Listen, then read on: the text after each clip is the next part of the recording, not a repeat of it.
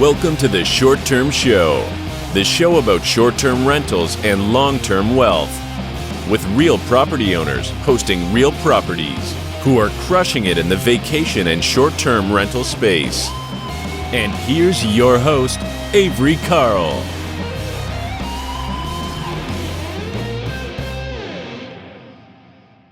This episode of the Short Term Show is brought to you by the Short Term Shop. If you're interested in buying a short-term rental in one of the top vacation markets in America, just go to theshorttermshop.com and click Get Connected with an Agent. If you purchase a home with the shop, you'll have access to all of our client-only benefits, such as training on how to manage your short-term rental. So we'll teach you everything you need to know, from how to set up your Airbnb and Vrbo listings, to how to use the property management software that you'll need to streamline your business, all the way down to helping you source your local boots on the ground like cleaners, handy people, etc. We've taught thousands of people just like you how to buy and manage their vacation homes from anywhere in the world. So head on over to theshorttermshop.com and click Get Connected with an Agent to get started. I do have to mention that we're brokered by EXP, or else I get in trouble. We'll see you guys over there. Hey guys, welcome back to the Short Term Show. Today we've got a really cool guest. His name's Bob Garner, and he has a very cool company called Enviro Rental. We haven't really talked about environmentally friendly or green or anything like that to do with short-term rentals. So really, really interested to have this conversation with Bob today. How's it going, Bob? I'm doing great, Avery. Thanks for inviting me. Yeah, thank you so much for coming. Where are you calling in from? I'm from Italy. Yeah, I'm in central Italy. Yeah, although I'm English, as you can probably tell from my accent. Central Italy sounds terrible. It's not too bad. I can't complain. Yeah. That sounds amazing. So Bob, let's just start out by you telling us a little bit about yourself, how you got into short-term rentals, and then about your company. Yeah, of course. Yeah. So myself and my partner, we used to live in London, of course, and we had corporate jobs, and we'd got sick of that sort of rat race where they pay you a load of money, but work you really hard. And we wanted more of a life-work balance that sort of was more in tune with what we were looking for. So we came to Italy 18 years ago now and bought an old farmhouse, a wreck, and renovated it and converted it into 6 sustainable holiday apartments and got started in vacation rentals. We didn't know much about it before, and we realized that we loved it and we seem to be quite good at it. And we've enjoyed hosting guests, talking about sustainability, and encouraging people to go home and live a more sustainable life. So it's been quite a ride, and we love it, and we're really happy to be doing what we do. You sound happy, and that's good, because a lot of people, it's easy to get worn out. So that's awesome that you are still exuberant about it. Well, I think we live on site, we work with and play and have fun with our guests every day. We see them every day.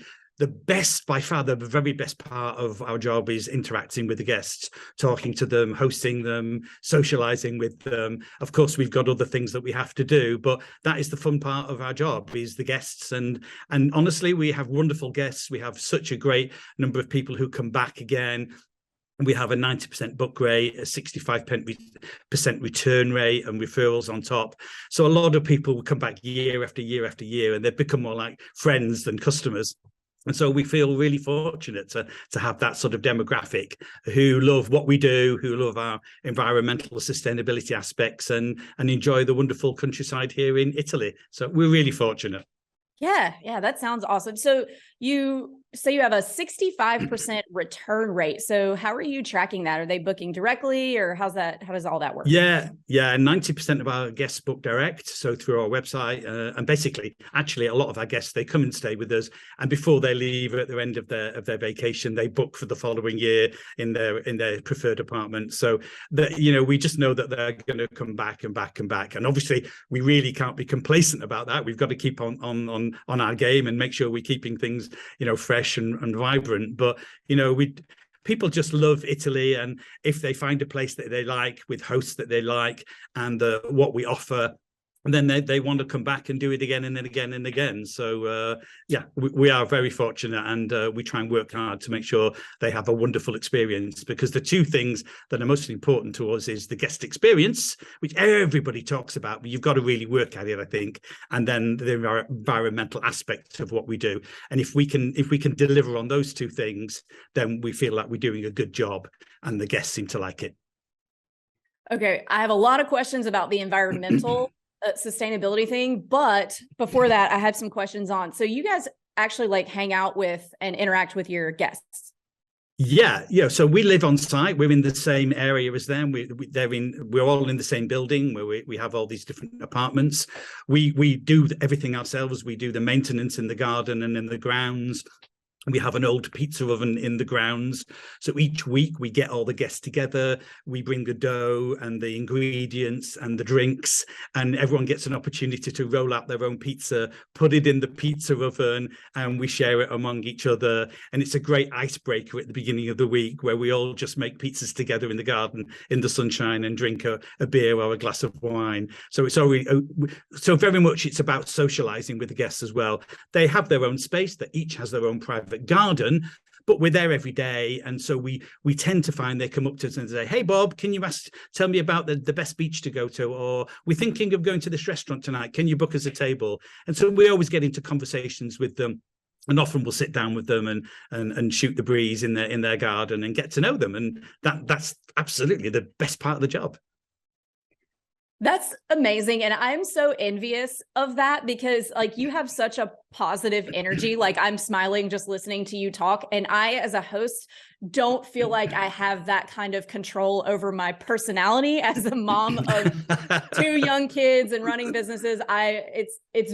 I fall more into the being very grumpy category than positive energy category at this stage in my life. So I know that is something I could absolutely not take on, but I would totally roll out pizzas and drink wine with you. That sounds amazing. Absolutely. You're welcome anytime. But genuinely, I think you've got to come out with a genuine heart. I don't think you can put this on. I think it's something that you have to believe in, because otherwise, it's like coming outside and putting on that smiley face and trying to be somebody that you're not. I think you've got to be a real people person and want to spend time with people, and we do, and we enjoy it. I mean, as I say, it's the best part of the job. I'm not saying that there aren't other parts of the job that we don't like quite so much that we have to do. Life's like that, isn't it? But most of the time we have a great time, and we've designed it to create that lifestyle for ourselves. So we're living the dream. Awesome. And I have one more question as it relates to the property itself before we get into the bigger picture question. So you said you converted the property into 6 holiday apartments. So was that like a full rehab, or what did that look like? Yeah, so if you imagine an old farmhouse in rural Italy, basically a property that hadn't been used for 35 years, the roof had holes in it, the walls were falling down, there's no windows or doors. There's just animals running around because there's nobody using it. It's in a field of mud. It's an old property that's like 100 years old. So we bought it and had to renovate it from scratch. The foundations, the walls, the roof, everything in the garden, on the grounds had to be done, the planting, the landscaping. Basically, it's almost a blank canvas. There were some walls there, and that was about it. So we did everything from scratch. So it's quite the dream. It took us 2 years to build those that derelict property into sustainable apartments, but it allowed us to create the sort of offering that we wanted to give to guests, which would deliver what they were looking for in terms of quality, in terms of an experience, in terms of environmental, because we'd stayed in many properties before, and we'd sometimes been disappointed about what we'd been offered and the service we got, or the quality of the products. So we always said, if we ever do this, we will do it so that we will deliver what we would want if we were staying there. And I think, I don't think we're overly ambitious about what we want, but we do have high standards, and we expect to deliver those to the guests as well, because why shouldn't you? They're coming and they're paying a lot of money, so we need to deliver and give them what they're looking for. And that's what we try and do, and keep on top of our game. Awesome. Okay. So this is like a lot of different strategies rolled into one, actually. So in the States, we call that a BRRRR. I don't know if you're familiar with that. No. Okay, so it can mean a lot of things now. It's kind of been rolled into several different things, but what it typically means, you buy the property, rehab it, rent it, and then refinance it, and then repeat. So, but it's kind of started to just mean doing a rehab property, and then turning it into a short-term rental. So that's really cool. And I want to hear more about what you guys are doing in terms of sustainability for your properties. Sure. Yeah. So when we started out, 17, 18 years ago, we didn't really know much about environmental issues. We knew that it was important and that we knew we wanted to do it, but we were starting with a blank canvas. We weren't experts in any way, shape or form. So we decided we were going to try and build it as environmentally sustainable as possible, given the circumstances, given the property. So we did things like, we put in an organic garden, we drilled for a well for water, we put in solar panels, we got rid of single-use plastic, we got eco products in, we did a whole series of 25 different initiatives, and slowly, as we built those into the program, and I always say to this because I talk to people all the time around sustainability, it's a virtuous circle. You take some initiatives around environmental sustainability, you see the benefits that come back. So this isn't just doing good for the planet, you're doing good things for your business. You're getting returns, you're getting repeat customers, you're getting referrals, you're getting great reviews and better quality reviews. You're getting a much better return on investment because you're not spending your money on marketing because people are coming directly to you. And you go, oh, this is good. I like this. It's working. Sustainability is great for the planet and great for my business. Let's do some more. So it's a virtuous circle. Each time you do a bit, you go, this is working. Let's do it again. Let's do some more. And that was our experience over these last 18 years, starting off doing a few things, going, yeah, this is working. We like it. The business likes it. The customers like it. The planet likes it. Let's do more of it. And one of the things, Avery, I always say, it's a bit like eating potato chips. It's like once you get started, you just can't stop because you get such a good feeling out of it. So it's like a positive little drug, really, and it works really well. And that's the experience I've had. And I always talk to people about that. Get started, and then once you're on that road, you'll see that it's great for you and great for your business, and so you'll do more and more and more. And that's how we got started. Awesome. What a nice, positive, uplifting story so far. And one of the things I would say, how we, first of all, we just did this for us and for our guests because it's something that we believed in. And then about, maybe 8 years ago, we started thinking about the fact that we were only getting to talk to a few hundred people a year who were staying with us, and we wanted to influence a much wider community.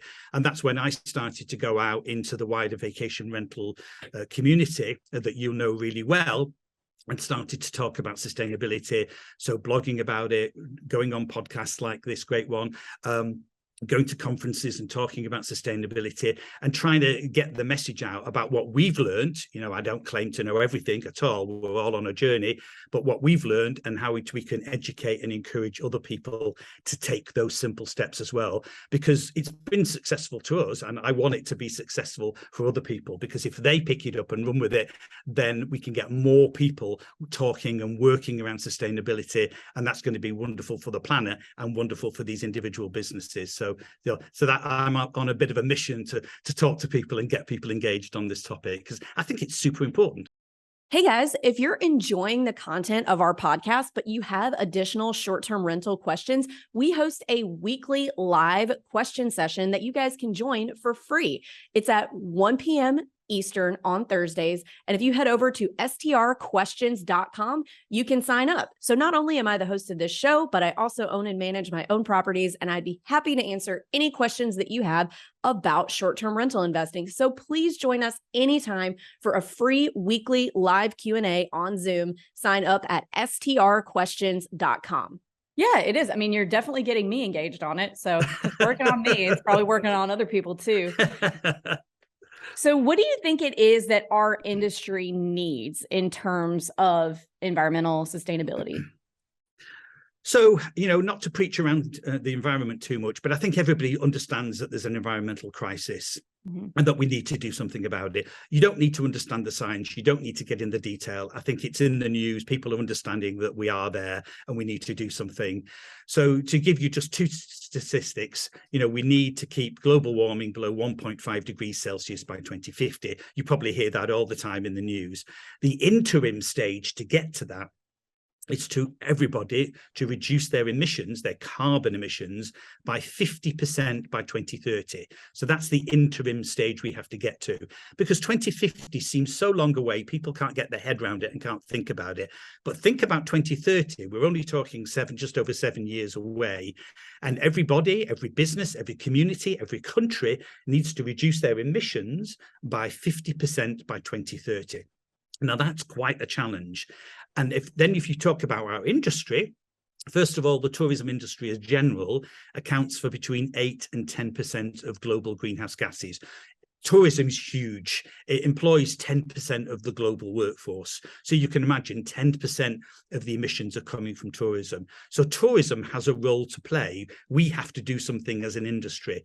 And then if you drop down to the level of short-term rentals, which is my area of expertise, most people in our industry are not doing anything. And I don't criticize them in any way, shape or form. We're all learning. We're all trying to get started. We've all got to start somewhere.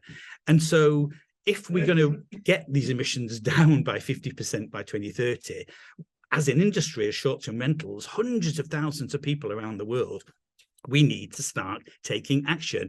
And the vast majority of people in our industry are not doing anything. I mean, I'm not talking here about just doing some recycling, wonderful though that is. There's a lot more we need to do. And let me give you one example. I speak a lot at conferences, and I was speaking at the Vacation Rental World Summit in Porto this year. And there were 500 property managers in the room, each of them managing hundreds of properties.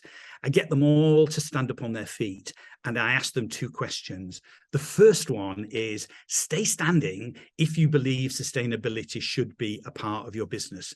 Everybody stays on their feet. Yeah, we all believe in this. It's something we need to do. But then you ask them the second question, continue to stay standing if you've already done something around sustainability. 95% of people sit down. And this is the gap that we have in the industry between our ambition, our desire to do something around sustainability, and our ability to deliver it.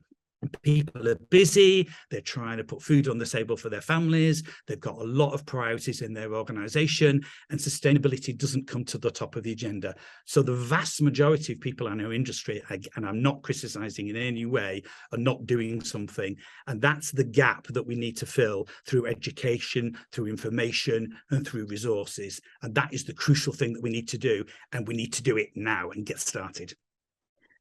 Do you think that gap exists because maybe people are like, and it's kind of like voting in the US is another big one, because do you think people are like, man, this is a really big issue? Yeah, that's really important. But me doing these one or two little things isn't going to affect anything. So I'm just not going to make the effort. Possibly that could be the case with some people. For other people, when I talk to them, and I've spoken to hundreds of property managers, a lot of them say they're confused about the issue. And then even if they do understand some of the issues around sustainability, they don't know where to start and they don't know what to do. So they go, what do I do? And what happens? Inertia sets in and they don't do anything because they're juggling multiple balls in the air at the same time. And sustainability seems a bit of a challenge. I can understand that. And so understandably, they park it and they go, I'll come back to that next week. I'll come back to that next year. And we never get to that point. Right. And at some point, we have to get to that point. And so we need an intervention to help those people, to help those individuals, because they're clever people, they're intelligent people, they're successful people. It's not like that they can't do that. They've just got other things going on. And therefore, we need to get those resources and get that information to them in the easiest way that they can consume it without patronizing them and letting them start on the road towards sustainability. And that's why, I'm creating this organization called Enviro Rental. So since we have, people are listening to this, what would you say, what are some baby steps that any host can take to start taking steps towards being more environmentally friendly with their short-term rentals? Like, what are some easy replacements or hacks people can do? Absolutely. Yeah. And I always say to people, start with the things that won't cost you any money and that are really easy to do, because that will get you moving quickly and get you motivated to come on to sort of the more difficult things. So, for example, one of the biggest elements of your carbon footprint, the amount of carbon you as a business produce, is the energy that you consume. So one of the simplest things you can do is call up your energy supplier, whoever provides your electricity, or check it out on your bill or on the website, and see if you're on a renewable sourced energy supply. So most energy suppliers, certainly in Europe, and I would hope in the States, there are a number of options, a number of tariffs you can choose from your energy provider. And they will often provide you with a green energy tariff. And it doesn't cost you any more money. You just have to tell them, I want to be on a green energy tariff. And that means that the money that you pay for your electricity that comes down the wire goes to fund and support renewable energy. And that's what we need to do, is moving away from carbon, from oil and from gas, and move towards renewable sources, which exist. And we need to shift the finance to that industry. So it's a quick call, it's an email, it's a text, with your energy provider, and say, I want to be on a green energy tariff. It's a really quick, easy win, and that makes a huge difference to your carbon footprint. Obviously, you want to be recycling. I mean, that's clearly really important. If your local community supports that, and do that as well as you possibly can. Try and get rid of some of your single-use plastic. Plastic is a really wonderful product, but it's a really insidious product. It's polluting the world, and we need to get rid of single-use plastic. So think about where the single-use plastic is that comes into your business and how you can remove it. And then there are lots of really simple things that you can do that don't cost any money. Like, we use a company to provide our toilet paper. It comes from a company, and you'll laugh at this, it's an Australian company, but they deliver all around the world. And the name of the company is Who Gives a Crap? It's a funny little name. But the idea is really simple, is that they provide you with high quality recycled paper, toilet paper that does, what it's meant to do. But they also give 50% of their profits to build water facilities and toilet facilities in the developing world for people who don't have those facilities. Because there are over 1.5 billion people in the world that don't have ready access to running water and toilet facilities. So I like to choose companies who supply me my goods and services, who in themselves are doing something good for the community. It doesn't need to cost you any more money, but you're giving your money to an organization that has some good ideas about helping other people in the world. So they're really simple things that you can do that won't cost you any more money, but are really making a difference for the environment and for our fellow people who live on this planet. Awesome. So that didn't actually even occur to me, that you could just choose who your suppliers are in a different way. So, contributing to that it's not any more work for you. It's not like you're going down to your short-term rental every day and hauling off to the recycling. It's just making a quick phone call. You're still getting what you need to supply your short-term rentals, but it's just your money's being used in a better way. Absolutely. And give you one more example, LED lights. They're the new technology lights. They've been around for quite a while, but a lot of people are still using the old incandescent lights. To put in LED, they last for years and years and years. They don't give out much heat, so they consume a tiny fraction of the electricity that the old style lights do, and therefore you will save money. I think the average American home will save over $200 a year by putting in LED lights, because you're using a lot less electricity. And that's what we want to do. We want to use less, because that reduces our carbon footprint. Those are some really great tips that are not any more work to do. Yeah, absolutely. Super easy. Yeah, make it easy if you want people to do anything, for sure. That's definitely true. All right, so let's switch gears and talk about Enviro rental. What is it? What does it do? Okay, so I've talked about what the need is. We need to get people talking about sustainability and acting on sustainability. And the driver for me is not encouraging people to do it because it's good for the planet. I'm passionate about that topic, but I cannot expect everybody else to be.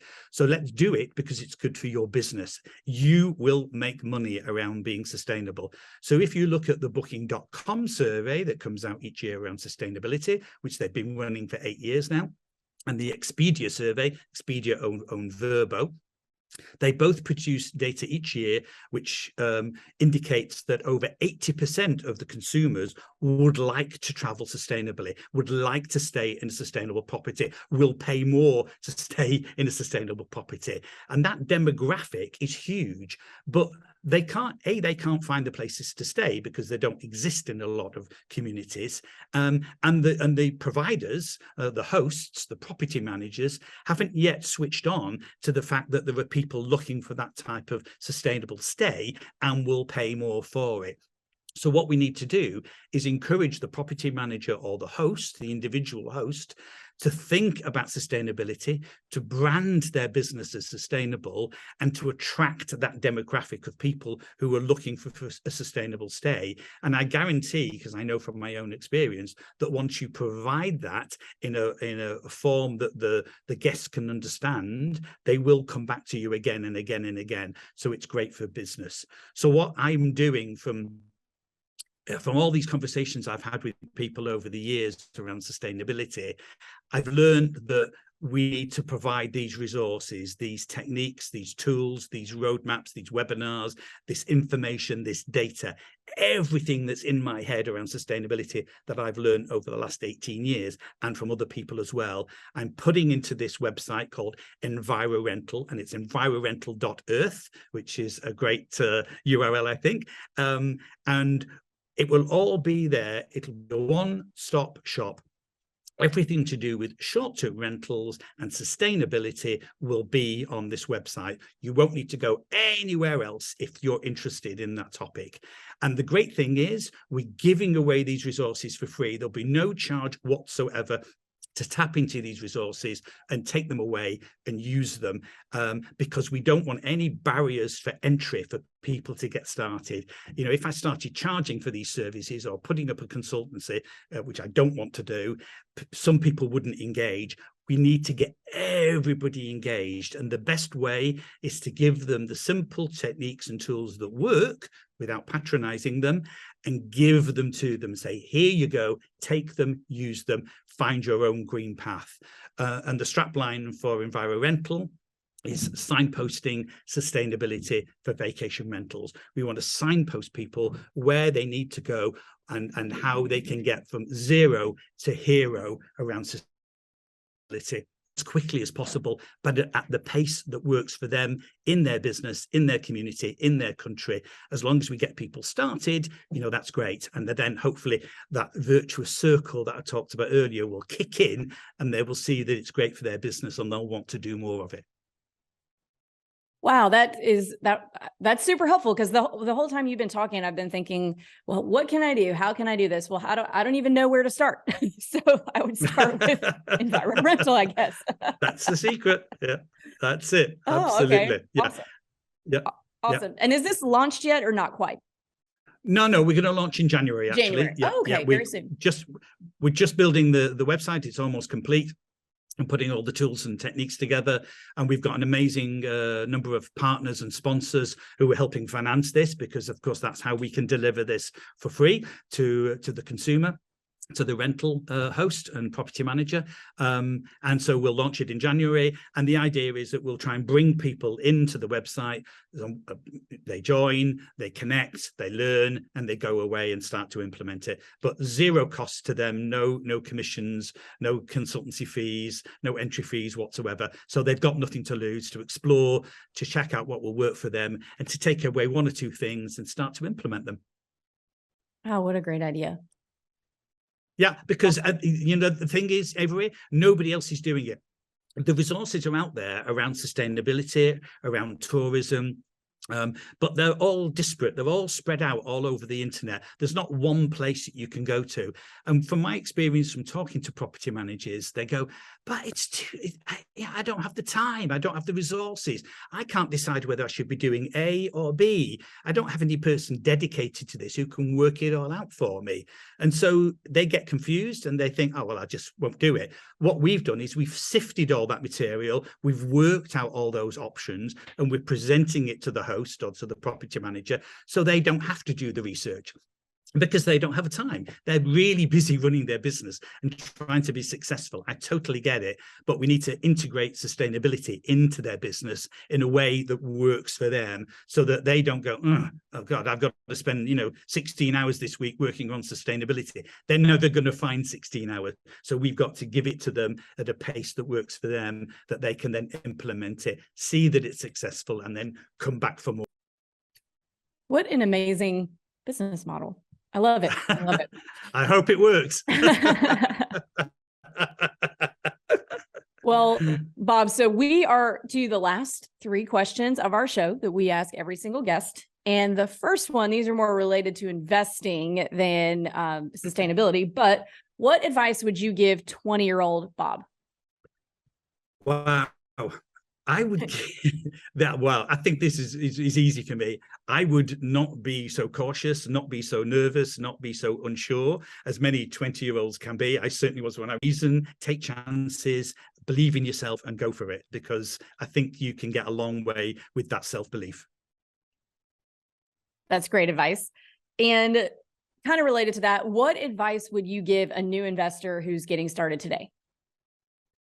Yeah, I would say take the information as much as you can from as wide a scope of people as you can, but at the end of the day, listen to your gut, listen to your heart as well, because if I had done everything just on the numbers and on the data and balanced all the risks, I probably wouldn't be where I am today. Sometimes you've got to think, listen to your heart, listen to your gut, and sometimes you just go for it. Also, great advice. We haven't had anyone give advice related about listening to your heart yet. So I think that's very important.